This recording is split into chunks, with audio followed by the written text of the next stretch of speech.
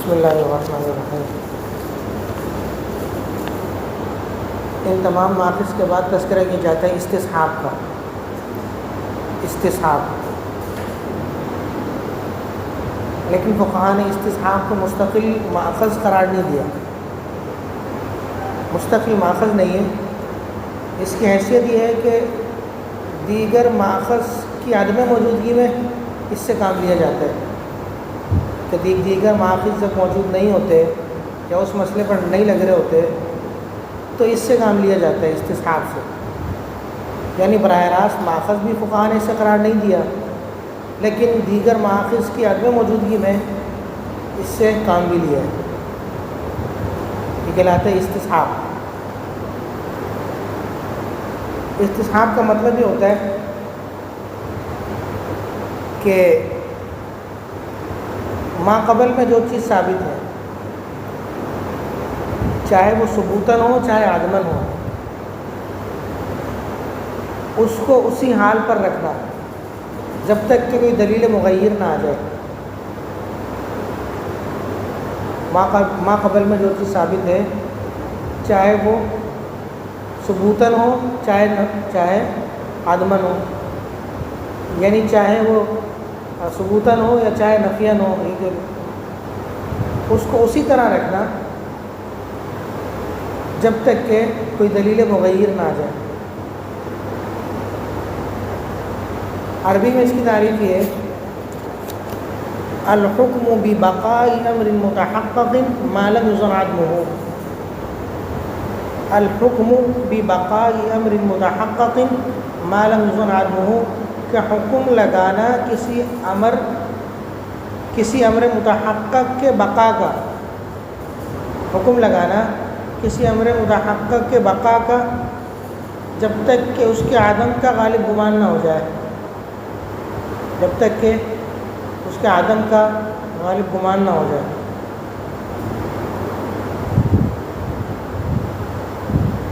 مثالوں سے یہ چیز واضح ہوگی کہ مطلب کیا ہے کہ چیز کو اسی حال پر رکھنا، چاہے وہ ثبوتاً ہو چاہے عدماً ہو، اور اس کو تبدیل نہ کرنا جب تک کہ کوئی دلیل مغیر نہ آ جائے۔ فقہا نے اس کی بہت سی مثالیں دی ہیں۔ ایک مثال اس کی مسئلہ مفقود ہے۔ مسئلہ مفقود مشہور مسئلہ ہے کہ اگر کوئی شخص گم ہو جاتا ہے، غائب ہو جاتا ہے، اور ایک زمانہ گزر جاتا ہے کہ اس کو کوئی سراغ نہیں ملتا، تو اب اس کے بارے میں کیا حکم ہے؟ اس کو زندہ تصور کریں، اس کو مردہ تصور کریں، کیا اس کے بارے میں گمان رکھیں؟ وجہ یہ ہے کہ اس کے زندہ اور مردہ ہونے پر آگے احکام متفرع ہوں گے۔ اس کی بیوی نکاح میں رہے گی نہیں رہے گی، اور دیگر معاملات ہیں۔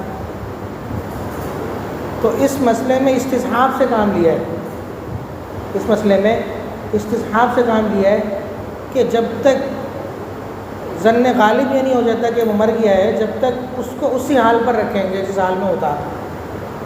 یہ مطلب ہے کہ جب تک ظن غالب یا یقینی طور پر ہمیں معلوم نہیں ہو جاتا کہ وہ مر گیا ہے، تب تک ہم اسی کیفیت، اسی حالت میں اسے برقرار رکھیں گے جس حالت میں وہ تھا اور جس حالت میں وہ گم ہوا ہے، یعنی زندہ، کیونکہ مردہ ہونے پر کوئی دلیل ہی نہیں ہے۔ تو وہ جیسا گیا تھا، جس حالت میں تھا، جو اصل حالت ہے، اسی حالت پر برقرار رکھیں گے اور کہیں گے کہ زندہ ہے۔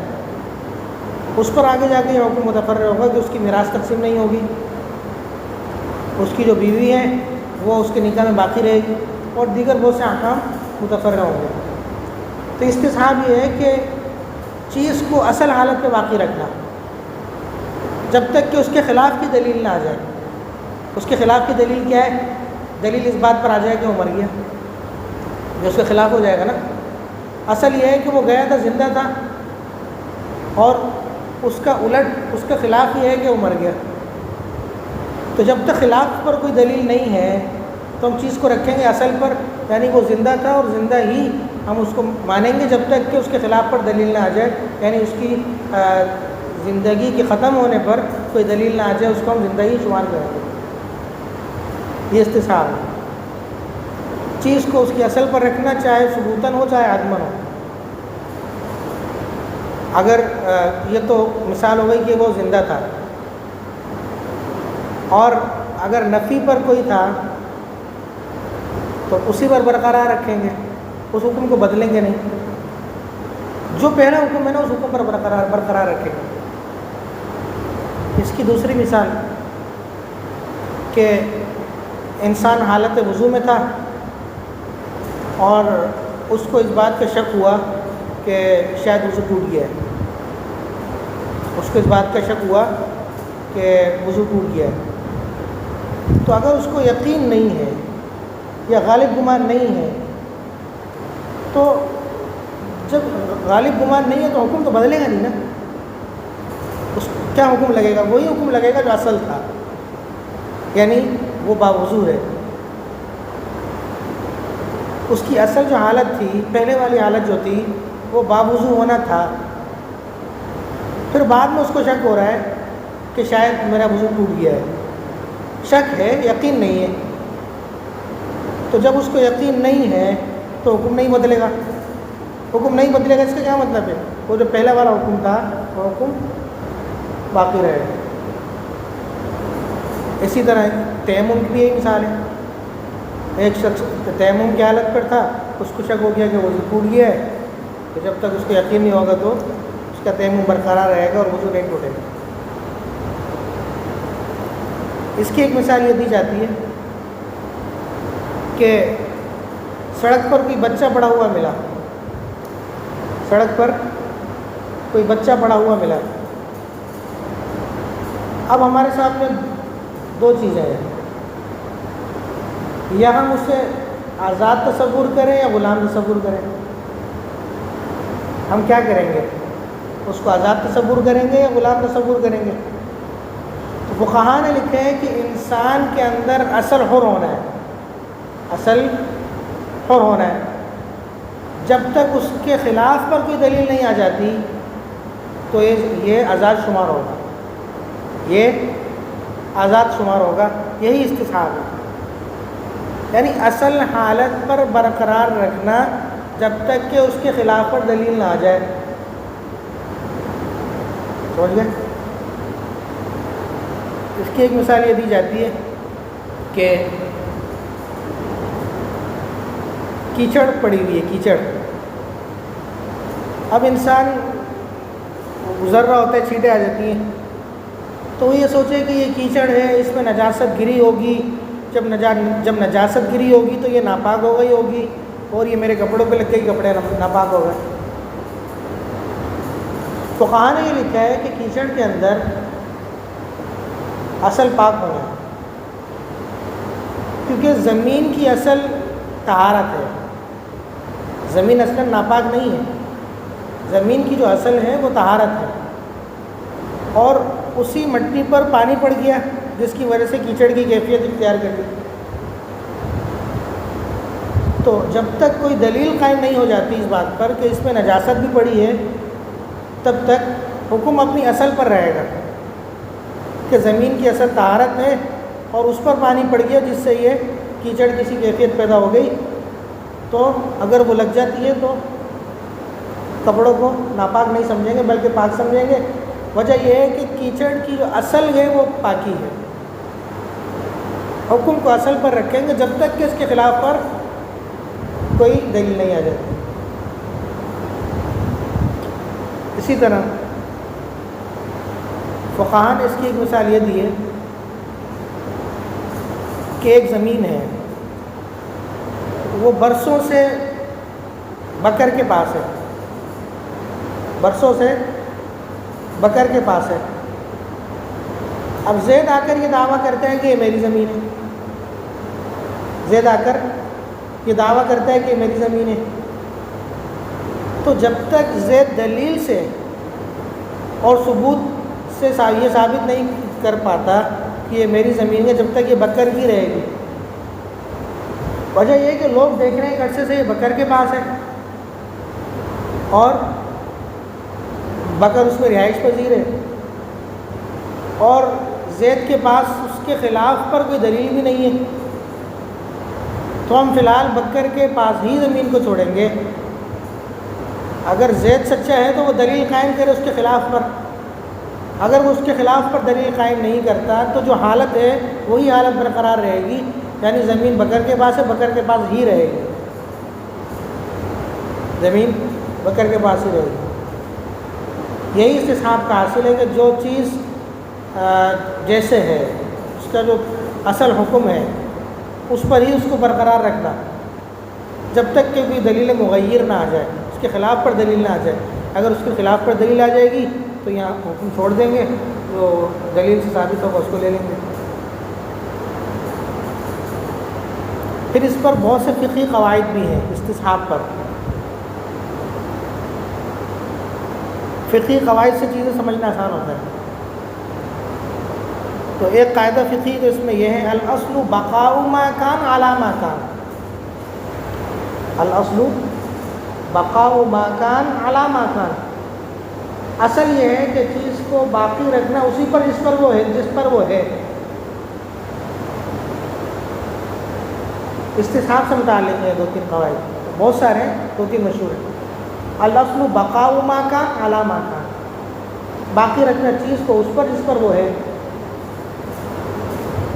دوسرا قاعدہ ہے الاصل براءۃ الذمہ. الاصل براءۃ الذمہ. یہ قاعدہ ایسے سمجھ آئے گا کہ ایک شخص نے دعویٰ کیا کہ میرے زید کے ذمے 1000 روپے ہیں، میرے زید کے ذمے 1000 روپے ہیں. اب اس کو چاہیے کہ یہ ثابت بھی کرے کہ اس کے زید کے ذمے 1000 روپے ہیں. اگر یہ ثابت نہیں کر پاتا تو اصل جو ہے نا وہ بری الذمہ ہونا ہے. 1000 کے دعوے سے تو یہ ثابت ہوگا کہ یہ اس کے ذمے میں کچھ ڈالنا چاہتا ہے، یہ زید کے ذمے میں کچھ ڈالنا چاہتا ہے، زید کے اوپر کوئی بوجھ ڈالنا چاہ رہا ہے. اگر یہ ثابت نہیں کر پاتا تو اصل کیا ہے، زید بری الذمہ ہو، زید کے اوپر دین نہ ہو. اگر دین ہے تو ثابت کر دے. ثابت نہیں کر پاتا تو چونکہ اصل بری الذمہ ہونا ہے تو زید پر کچھ لازم نہیں آئے گا، اور زید اگر یہ ثابت نہ کر پائے تو بری الذمہ ہی کہلائے گا. زید کے اوپر 1000 روپے دینا لازم نہیں ہوں گے. سمجھ گئے؟ بری الذمہ ہونا سمجھ گئے؟ ہاں، اصل بری الذمہ ہونا ہے. اور یہ جو دعویٰ کر رہا ہے نا، یہ خلاف ظاہر کا دعویٰ کر رہا ہے، کیونکہ ظاہر تو یہ ہے کہ ذمہ میں کچھ بھی نہ ہو، ذمہ خالی ہو زید کا. یہ خلاف ظاہر کا، خلاف اصل کا دعویٰ کر رہا ہے کہ اس کے ذمے میں کچھ لانا چاہ رہا ہے. اگر لانا چاہ رہا ہے تو ثابت کر دینا. اگر ثابت نہیں کرے گا تو اصل ہے بری الذمہ ہونا. یہی تو استصحاب ہے. اگر وہ ثابت نہیں کرے گا تو ہم کیسے حکم لگائیں گے؟ استصحاب کو لے کر کے حکم لگائیں گے کہ جس حالت میں اسی حالت میں باقی رہے. تیسرا قاعدہ اس حوالے سے، ما ثبت بزمان يحكم ببقائه ما لم يوجد دلیل على خلافه. ما ثبت بزمان يحكم ببقائه. ما ثبت بزمان يحكم ببقائه ما لم يوجد دلیل على خلافه. کہ کسی زمانے میں کسی پر جو حکم ثابت ہے اس کے بقا کا ہی ہم حکم لگائیں گے. وہ جو اس کی اصلی حالت ہے اور جو پہلا حکم ہے وہی حکم باقی رکھیں گے جب تک کہ اس کے خلاف پر کوئی دلیل نہیں آ جاتی. ما ثبت بزمان يحكم ببقائه ما لم يوجد دلیل على خلافه. تو یہ استصحاب کا حاصل ہے. پھر آگے مزید تفصیل ہے، اس کی مزید اقسام ہے لیکن وہ کچھ پیچیدہ ہے. بس اتنا سمجھ آ جائے کہ استصحاب کہتے کسے ہیں. یہ جتنی اقسام ہیں نا، میں نے اس میں بڑا غور کیا کہ اقسام کو رکھنے کا فائدہ ہے یا نہیں ہے. یہ جو مثالیں ہیں یہ انہی اقسام کی مثالیں ہیں. یہ جو مثالیں دی ہیں یہ انہی اقسام کے ذیل میں جو مثالیں دی ہیں وہ مثالیں ہیں.